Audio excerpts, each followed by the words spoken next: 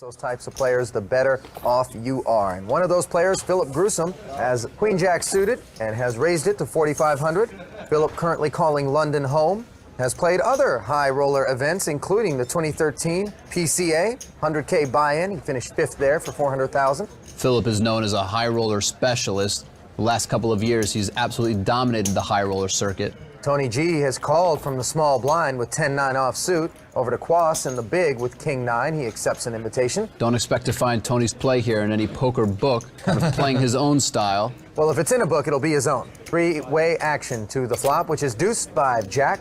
Not much of a flop for anyone besides the opener, Philip Gruesome, who flops a pretty good hand with top pair. Try telling that to Tony G, who is led into the field here for 7,000. Very odd play from Tony, leading out of position into two very talented players here. One of them who is the pre-flop aggressor in Philip Gruesome. And Philip just calls. Why not raise?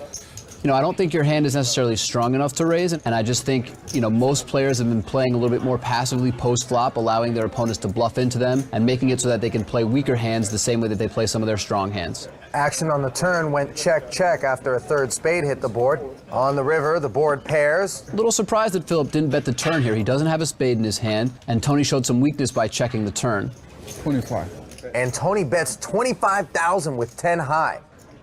This bet is going to make Philip think that Tony's hand is polarized. Tony. Which basically means that Tony either has a stronger hand than Philip, Not flush, huh? maybe a flush or a straight, or potentially is bluffing.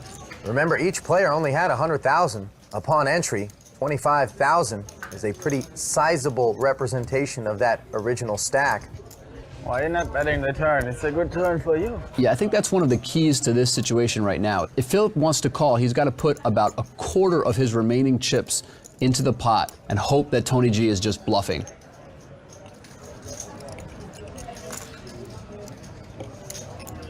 Okay, you got it. And wow, Philip Gruesome lays down and Tony gives him a look at the bluff, 10-9. Oh. I didn't connect anywhere. It was a good turn for you. It was. It gave me hope. I was committed to that pot. Nice hand.